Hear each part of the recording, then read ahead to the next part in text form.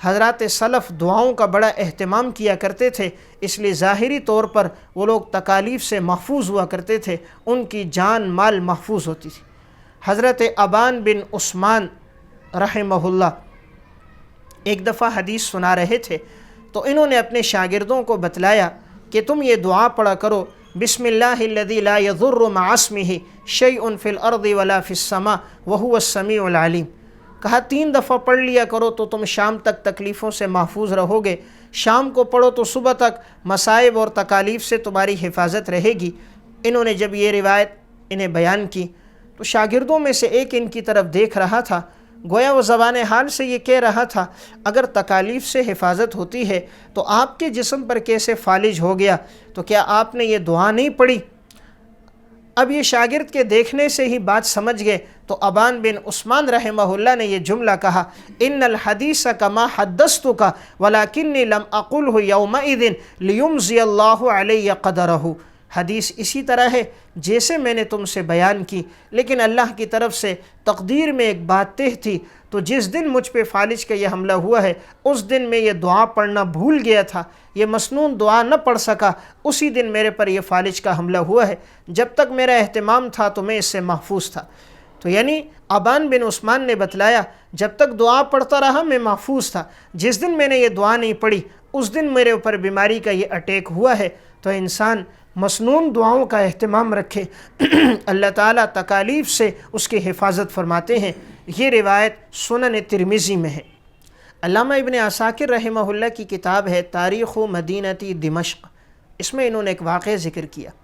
حضرت ابو الدرداء رضی اللہ تعالیٰ عنہ بیٹھے تھے، ایک شخص ان کے پاس آیا اور آ کر کہنے لگا آپ کا مکان قریب ہے کہ جل جائے، ارد گرد کے مکانات جل چکے ہیں، آپ فوراً آئیے۔ حضرت ابو الدرداء نے ان کی طرف توجہ نہیں دی۔ تھوڑی دیر بعد ایک اور شخص آیا، کہا حضرت جلدی آئیے، ارد گرد کے مکانات جل رہے ہیں، کہیں آپ کا مکان نہ جل جائے، اپنے سامان کو باہر نکالیے۔ حضرت ابو الدرداء نے پھر توجہ نہ کی۔ جب تیسرے آدمی نے آ کر بتایا تو حضرت ابو الدرداء رضی اللہ تعالیٰ عنہ جانے لگے اور فرمایا میرے مکان کو انشاءاللہ کچھ نہیں ہوگا، اس لیے کہ میں نے مسنون دعا پڑھی ہے، اور جو آدمی دعا کا اہتمام کر لیتا ہے اللہ تعالیٰ اس کے جان مال کی حفاظت کرتا ہے۔ اب حضرت ابو الدرداء رضی اللہ تعالیٰ عنہ جیسے گئے تو واقعی ارد گرد کے مکانات تو جل چکے تھے، سامان جل گیا تھا، لیکن حضرت ابو الدرداء کا جو مکان تھا درمیان میں وہ بالکل محفوظ تھا، ان کے مکان کو اور ان کی جائیداد کو سامان کو کوئی نقصان نہیں ہوا تھا۔ اللہ تعالیٰ نے مسنون دعا میں ایسی طاقت رکھی ہے۔ امام رازی رحمہ اللہ نے تفسیر کبیر میں بسم اللہ الرحمن الرحیم کی تفسیر میں یہ واقعہ لکھا، حضرت خالد ابن ولید رضی اللہ تعالیٰ عنہ کے سامنے جب کچھ کفار آئے تو ان کفار کے پاس زہر تھی، بعض نے انگوٹھیوں میں رکھی تھی اور بعض کے بعد ایک شیشی میں تھی۔ خالد ابن ولید نے پوچھا تم نے یہ زہر کیوں رکھی ہیں؟ انہوں نے کہا یہ ہم اس لیے اپنے پاس رکھتے ہیں اگر ہم میں سے کوئی آدمی گرفتار ہو جائے تو ہم اس زہر کو کھا لیتے ہیں تاکہ ہماری موت آ جائے اور دشمن ہمیں کوئی نقصان نہ پہنچا سکے، اس لیے ہم یہ زہر اپنے پاس رکھتے ہیں۔ حضرت خالد بن ولید نے پوچھا کیا اس زہر کے کھانے سے موت آ جاتی ہے؟ کہا جی یہ زہر اتنی خطرناک ہے کوئی بھی کھائے فوراً موت آتی ہے، ایسا ہو ہی نہیں سکتا زہر کھاؤ اور موت نہ آئے۔ خالد ابن ولید رضی اللہ تعالیٰ نے فرمایا زہر میں موت کی کوئی طاقت نہیں، موت در حقیقت اللہ کے حکم سے آتی ہے، زندگی اور موت اللہ رب العزت عطا کرتے ہیں، زہر کے ذریعے سے موت نہیں ہے، موت اللہ کے حکم سے آتی۔ انہوں نے کہا ایسا ہو ہی نہیں سکتا، آپ کھاؤ تھوڑی دیر بعد موت آ جائے گی۔ خالد ابن ولید نے کہا اگر میں یہ کھاؤں اور موت طاری نہ ہو تو کہا ہم لوگ ایمان قبول کر لیں گے۔ حضرت خالد ابن ولید نے بسم اللہ الرحمن الرحیم پڑھا اور مسنون دعا بسم اللہ الذی لا یضر مع اسمہ شیء فی الارض ولا فی السماء وہو السمیع العلیم، یہ دعا پڑھی اور اس کے بعد وہ زہر کھا لی، زہر کا کوئی اثر نہ ہو، تھوڑا سا پسینہ آیا، پسینہ صاف کیا، وہ لوگ دیکھ رہے تھے اب خالد بن ولید گریں گے اور موت آ جائے گی، لیکن کچھ نہ ہوا، تو اتنے اس واقعے سے متاثر ہوئے کہ انہوں نے کہا یہ تمہارا دین سچا دین ہے اور دین میں داخل ہو گئے۔ تو اللہ نے مسنون عمل میں بڑی طاقت رکھی ہے، اس لیے مسنون اعمال کا جب انسان اہتمام کرتا ہے اللہ رب العزت ان اعمال کے بدولت انسان کی حفاظت فرماتے ہیں۔ علامہ ابن عساکر رحمہ اللہ نے تاریخ مدینہ دمشق میں ایک واقعہ ذکر کیا، حضرت عمر بن عبدالعزیز رحمہ اللہ کی خلافت سے پہلے کا واقعہ ہے۔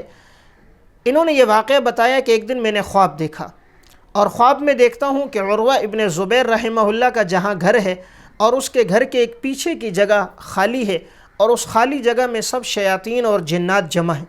تو اتنے میں ابلیس آتا ہے، ابلیس کے لیے ایک تخت لگتا ہے، تو ابلیس کہتا ہے من لی بعروۃ ابن زبیر، کون ہے جو عروہ ابن زبیر کو پکڑ کے لائے گا؟ تو ایک جماعت کہتی ہے ہم جائیں گے۔ عمر بن عبدالعزیز کہہ رہے میں خواب دیکھ رہا ہوں یہ جماعت جاتی ہے لیکن ان کو نہیں لا سکتی۔ تو یہ کہتے ہیں ان کے ارد گرد کوئی حصار ہوا ہے، ہم اس کو نہیں لا سکتے۔ دوسری جماعت کہتی ہے ہم جائیں گے، وہ جماعت جاتی ہے عروہ ابن زبیر کے پاس تاکہ انہیں لے کر ابلیس کے پاس آئیں، تو ان کے ارد گرد ایسا حصار ہوا ہوتا ہے کہ وہ بھی نہیں لا سکتے۔ تو عمر بن عبدالعزیز کہتے ہیں اس ابلیس کو بہت غصہ آتا ہے، یہ چھلانگیں مارتے ہوئے کودتے ہوئے کہتا ہے کون عروہ ابن زبیر کو پکڑ کے لائے گا؟ پھر ایک جماعت اٹھتی ہے کہ ہم لے کر آئیں گے، یہ لوگ بھی جاتے ہیں لیکن واپس نہیں لا سکتے۔ 3 جماعتیں چلی گئی، چوتھی جماعت گئی، وہ بھی عروہ ابن زبیر کو نہ لا سکے۔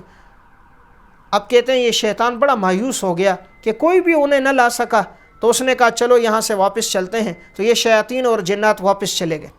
عمر بن عبدالعزیز رحمہ اللہ جب صبح اٹھے عروہ ابن زبیر رحمہ اللہ کے پاس گئے، کہا کہ میں نے خواب دیکھا شیاطین کی بڑی جماعتیں تمہارے پاس گئیں لیکن کوئی بھی تمہیں ابلیس کے پاس نہ لا سکا، آخر تم نے کس چیز کا حصار کیا تھا؟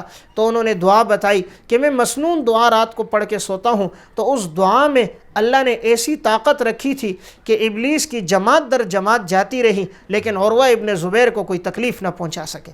تو اللہ تعالیٰ نے مسنون اعمال میں بہت طاقت رکھی ہے، اس لیے انسان کوشش یہ کرے اپنی زندگی میں ان اعمال کو لے کر آئے۔ علماء اکرام کے نیو بیانات سننے کے لیے آپ ہمارے فیس بک پیج کو لائک کریں اور ہمارے یوٹیوب چینل کو سبسکرائب کر کے بیل آئیکن پر کلک کیجیے۔ اپنی نیک دعاؤں اور تمناؤں میں ادارہ سعد نشریات کو یاد رکھیں۔ شکریہ۔ علماء حق کی آواز، سعد نشریات۔